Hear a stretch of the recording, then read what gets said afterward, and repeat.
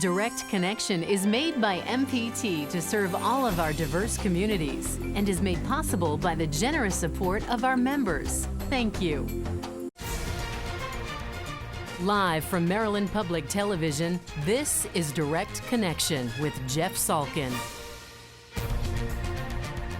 Hi, everybody. Thanks for tuning in for Direct Connection tonight. Later in our health segment, difficult decisions about treatment for a problem facing many women. We'll get expert advice coming up. First tonight, the whirlwind visit by Pope Francis. 1 million or more saw the Pope in person. Millions watched on television.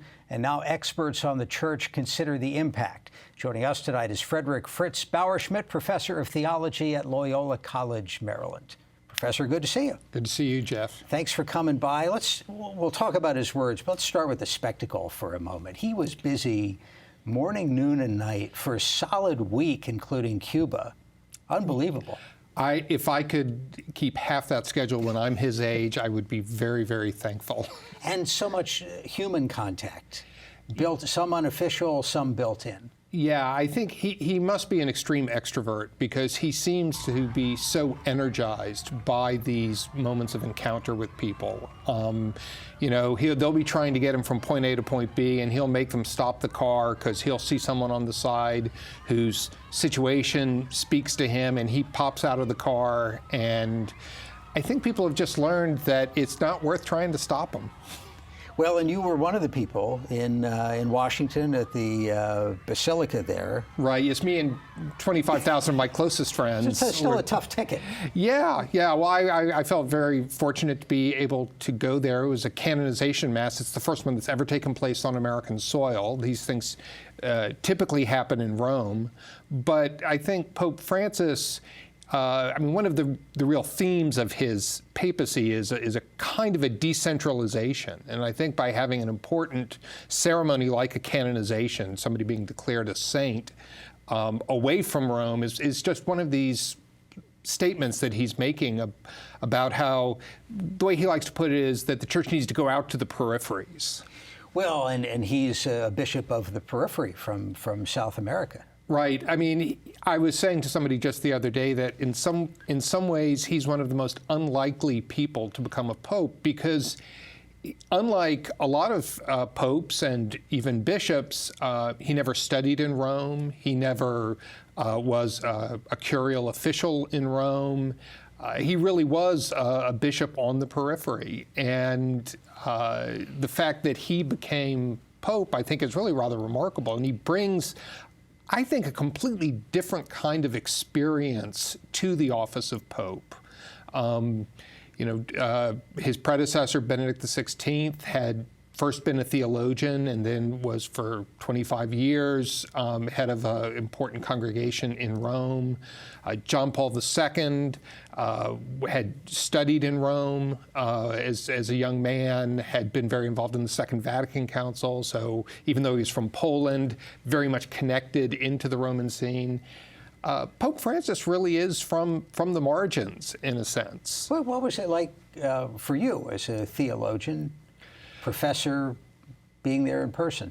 Well, I always have a hard time turning off my critical faculties when I'm at these sorts of events. So I was struck by how many people seemed much more intent on taking a selfie with the Pope than they were on actually seeing the Pope. So, you know, there was a shot, I don't know if it was it was indoors at a mass.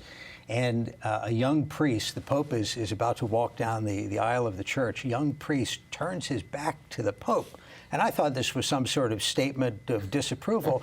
And then he gets out his phone and takes the selfie as the Pope walks by, which may earn some demerits somewhere. Well, I think it is sort of interesting that you have a Pope like Francis, who I think really is about not turning in on ourselves, but turning towards others, encountering what I think of as selfie culture. He seems to take it all with good humor, though. Let me remind our viewers, if you have a question about the Pope's trip, or perhaps you were there in D.C. or Philadelphia and want to tell us about it, give us a call. We'll have the number up on the screen. You can also tweet a question. The Twitter address is @MPT Pomp and circumstance aside, he spoke a lot. You listened to the words on a different level than the rest of us. What did you hear? Well, I thought both the address to Congress, I mean, that was just a remarkable occasion, first time anything like that had ever happened. I imagine a number of our founding fathers were spinning in their graves to have the Pope of Rome addressing Congress. In God we trust, right above where he was speaking. That's true. And then the UN, I mean, he's the fourth Pope to address the UN General Assembly. I thought both speeches were very interesting. I thought the way he framed his speech to Congress with talking about 4 Americans, 2 non-Catholic, 2 Catholic, Abraham Lincoln, Martin Luther King, and then Thomas Merton and Dorothy Day, who might be less known to the general American public, but were very important figures in 20th century American Catholicism, and figures who really whose lives represent themes that I think are very important to Francis, namely the theme of the poor. Dorothy Day devoted her life to the poor, and the theme of prayer and dialogue, which Thomas Merton, a Trappist monk, was a real pioneer in interreligious dialogue. So I thought those were interesting ways of framing his remarks. The conventional wisdom is that this is Francis the Reformer. Drives the Fiat, black shoes, not the red shoes. A lot of style points for where he lives, how he lives. Right. Is it all style? Is there substance as well? Well, when you have a religion like Catholicism where the symbols are so powerful, it's very hard sometimes to separate style from substance. St. Francis, from whom Pope Francis took his name, is reputed to have said, we don't know if he really said this, but preach always, use words if necessary. And I think Francis is doing that, right? The accessibility that people feel with him, the greater simplicity of his style, it's not just style. It is connected into his message, the strong critique of consumerism, the strong focus on the poor, the strong focus on a more focused, attentive way of living your life. I mean, I think in this case, the style and the substance fit together pretty closely. Did he tone down the critique of capitalism on this trip? That's an interesting question. I was very struck in his remarks before Congress how appreciative he seemed to be of America. He even said, God bless America, which of course sounds very different in the mouth of the Pope than in the mouth of a politician. I don't know if it was so much toning down his criticisms of capitalism as maybe more accentuating the positive things he sees about America, our tradition of religious liberty, for example, or the American tradition of volunteerism. He actually mentioned elderly people who then, in their retirement, volunteer. And that's a very, very American sort of thing. And so I think it was more that he was increasing the volume on the things he appreciates about America and American culture, not so much that he was lowering the volume on the possible critiques he would have. On the plane ride back to Rome last night, he had a press conference. I didn't read anything about this, but he's been more freewheeling in speaking off the cuff, which is a remarkable thing when you think about the impact of every word that he would go off script at all. But it was in that venue on another flight where he uttered, "Who am I to judge?" Right. Did he say anything last night? Well, he spoke very directly about the issue of sexual abuse in the church. He did on Sunday have a meeting with some victims of sexual abuse, which to my knowledge had not been announced or publicized beforehand, which I think was very wise. He doesn't want to make this look like some sort of crisis management or spin control by the church. He wanted to reach out to people who had been hurt by leaders of the church.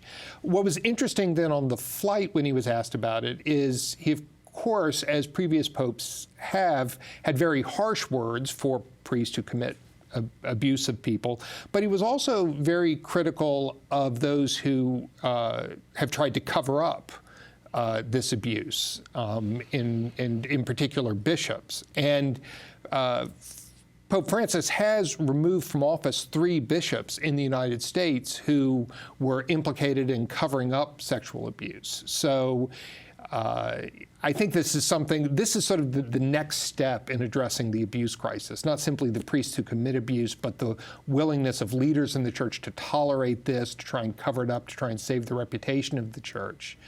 And I think Francis is giving some very strong signals that he is trying to take that next step. Let's talk to Fran in Baltimore City. Fran, thanks for the call. Go ahead. Hello, Fran. Are you there? Yes. I would like to know when will women become priests within the Catholic Church? Thank you very much for the phone call.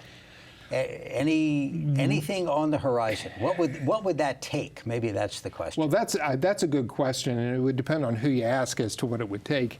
In fact, in this, the Pope was also asked about this, so I'm in good company, on the flight back from the U.S. And as he had said on an earlier occasion, that he thinks that this issue is closed. He thinks that the statement that Pope John Paul II made back in 1994, saying that the Church did not have the authority to ordain women priests, Pope Francis reiterated that he thought that that was definitive. But as he typically does, he then followed that up by saying, this does not mean that women don't have an important place in the Church. This does not mean that there are not other sorts of new things we can do to accentuate the role of women in the church, to give women authority in the church. He's always, whenever he reasserts the church's position on a male-only clergy, he almost always follows this up with some remark about the importance of women in the church and the need. He talks about Mary. And talks about Mary, but also about the need to find new roles for women in the church, and that would give them a voice and give them authority. Is the decision to ease the path of forgiveness, if that is needed for abortion cases, which the Pope, I guess, has done starting next year? Starting in December, I believe. Yes. Is that a substantive change? It is a substantive change. It's not, practically speaking, it will not make a big difference in the United States. This gets into complex points of canon law, and I'm not a canon lawyer, so I hesitate to say too much. But what's called the canonical penalty that abortion incurs, according to canon law, can only be lifted by a bishop. But in the United States, bishops have delegated this to priests, so that priests in confession have, in the United States, been able to do this. But this has not been the case worldwide. So I think it is for many parts of the world, it is a substantive change. Let's go out to Washington, D.C. This is Virginia. Thank you for the call. Go ahead. Yes, I was wondering whether or not they anticipate that the Pope will address the issue about violence against women and females in general all across the world. Thank you very much. That's actually a really good question, and there's. I think if it is something that gets brought to his attention, I've noticed at one of his addresses at the meeting, worldwide meeting on families, he was talking about how families are sometimes places of conflict. That we shouldn't sugarcoat. We shouldn't sugarcoat the family, and that in families there are often conflicts and sometimes violence. Now. Is he going to go beyond that? Is he going to get more specific? We can only hope. We'll leave it there. Fritz Bauer-Schmidt, Loyola College of Maryland, thank you for your time. We appreciate it. Thank you, Jeff. Thanks again. Just ahead tonight, the latest treatment for a common reproductive problem in women. We'll be right back with our health segment after this. Antiques Roadshow is on the hunt for America's treasures in Rapid City, South Dakota. When I bring it out of the safety deposit box and my husband looks at it, he starts mentioning he needs a new pickup. Oh my goodness. I'd have never dreamt that. Wow. Awesome. Don't miss our discoveries from Rapid City next time on Antiques Roadshow. Tonight at 8 on MPT. On the next Vicious. My big day. What, you mean my big day? Call all your friends. It's finally here. Are we almost ready to get started? We're being married by a woman. Isn't that a bit non-traditional? And everyone's basking in the couple's love. And seeing two men married didn't look nearly as weird as I thought it would. It did to me. Tonight at 9:30 on MPT2. Next time on I'll Have What Phil's Having. It's my first time in one of the most populated cities in the world, Tokyo. I'm gonna find the spiciest ramen. Whoa. The sushi of my dreams. Anything and everything that makes this mysterious and amazing place a must-visit destination. All this and more on the next I'll Have What Phil's Having. Tonight at 10 on MPT. Meet a Maryland farmer who harvests corn and crabs. The impact will be felt on the water if you are not doing things properly. And how do horses help wounded warriors? It's just amazing seeing the horse reflect what you're feeling. Only on Maryland Farm and Harvest. Tuesday night at 7 on MPT.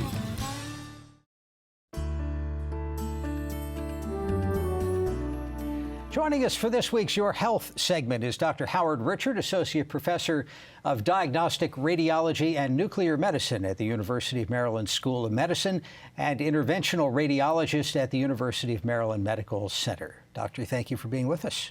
Thank you for having me. We want to focus for a few minutes on uterine fibroids. What is that? What is a fibroid? Well, a uterine fibroid is a benign growth that happens inside the uterus. The uterus has made of a smooth muscle layer, and one of the cells can decide that it just wants to have a big, large family around it, and will grow into a ball of those muscle cells.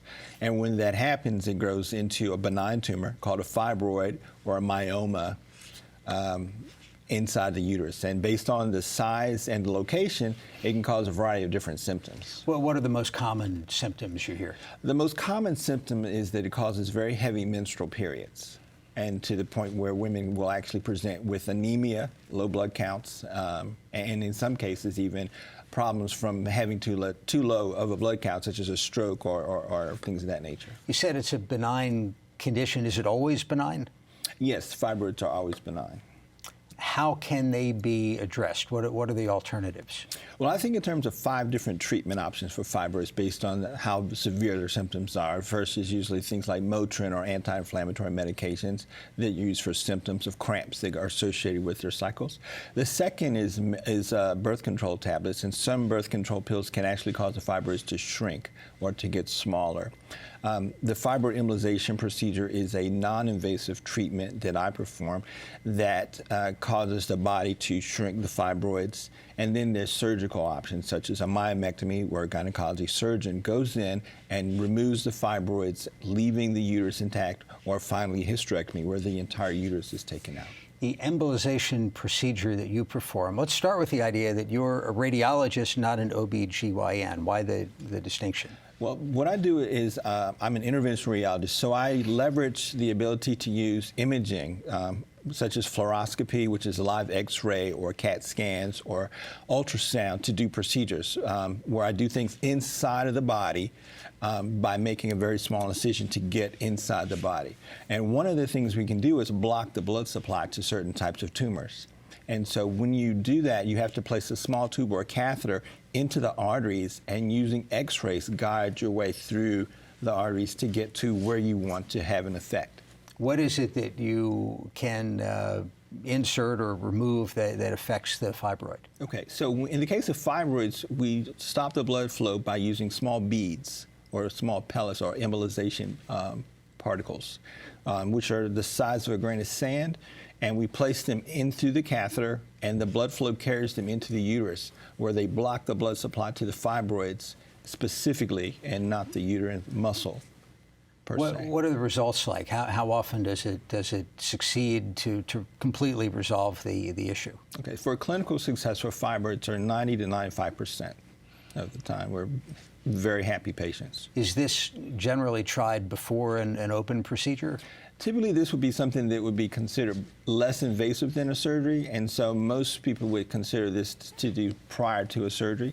But it's very individualized, and some patients specifically would like to have a quick recovery and return to work and have their symptoms addressed. This would be perfect for them. What are the risk factors for fibroids? Any specific age group or other differentiators? Fibroids typically grow as the woman passes through their childbearing years. So typically they take a certain amount of time. So typically they present in the late 30s, early 40s is the most common time for women to present with symptoms from fibroids. Let me remind our viewers, if you have a question about fibroids, give us a call. We'll have the number up on the screen. You could also tweet a question to @MPTNews. Any impact on fertility from either the presence of the fibroid or the procedure to treat it? Well, the question about fertility and fibroids is interesting because infertility, if you will, is uncommon. Maybe 1 out of 10 women will have infertility, whereas fibroids are pretty common. If you look hard enough, you'll find about 70 to 80% of women will have a fibroid. So there are a lot of women that have fibroids that don't have issues with fertility. Having said that, there are some women whose fibroids are causes for issues with fertility. Let's grab a phone call, Baltimore City. This is Joy. Joy, thank you for calling. Go ahead. Yes, hi. My question is, how common is calcification of the fibroid after the uterine artery embolization? I had this occur to me, and they became infected, and I had severe problems from it. Wow, thank you for the phone call. Yes. I guess there's sort of 2 questions there. One was the question of infection, which I think probably had something to do with the way the body reacted in terms of calcifying them. Uterine infections typically 2 to 5% of women will have an infection after an embolization procedure, so it's pretty rare to have that. And most of the time we can treat that with antibiotics, and typically there's no problems, but there can be sequelae from that. Now, a second issue or second part of that was the calcification. The way the body deals with fibroids is that typically they are resorbed by the body at about 80% of the time, and about 15 to 20% of the time the body deals with the fibroids by calcification. It's a type of degenerative process. Now, if the body does calcify the fibroids, then they are frozen in that size, and they won't shrink anymore after that. So, to try to answer your question, less than 5% of patients will get an infection. Of those who get an infection, perhaps maybe 15 to 20% will end up calcifying their fibroids. Another call from Baltimore. This is Carolyn. Carolyn, thank you for calling. Go ahead. Hello? Hello, you're on. Oh, good. I'm an old lady now, in my 80s. When I was younger, I had fibroid tumors, and the doctor that I went to then, my gynecologist, wanted me to have a hysterectomy. I went for a second opinion, and that doctor did not. I don't know what he gave me to treat them, but he didn't seem to give me anything that I remember. But in my old age, I developed uterine cancer. Is there any correlation between those early fibroids and my uterine cancer? Carolyn, thanks so much for the call. Best of luck to you. That's a good question, and right now fibroids are extraordinarily common. If up to 80% of women will have fibroids, and the uterine sarcomas are very, very uncommon. And so most of the pathologists believe that the uterine sarcomas develop de novo of their own and are completely separate from the uterine fibroid tumors. We don't currently believe that the fibroids degenerate into sarcomas. So it sort of, you had one and then you got the other, not that one turned into the other. How are these evaluated? If somebody has the symptoms, what is then the next step? Well, typically the symptoms precipitate an exam by the gynecologist or the family practice doctor, who will then sort out that the uterus is bigger than it should be on examination. Typically, the first test after that would be an ultrasound, which will raise the question of fibroids that are inside of the uterus. And the most sensitive test would be an MRI examination, which can tell us who would be best served by the embolization procedure. Very good. Dr. Howard Richard of the University of Maryland. Doctor, thanks for your time. We appreciate it. And Thursday at this time on Your Money and Business, the boom in the gig economy. We'll learn all about that Thursday at 7:30. Thanks for watching Direct Connection. Have a good night.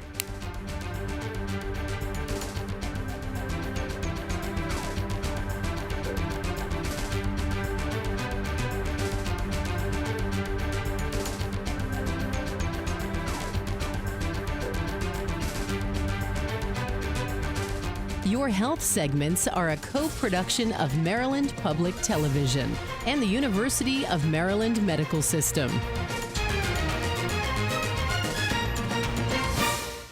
This program was made by MPT to serve all of our diverse communities.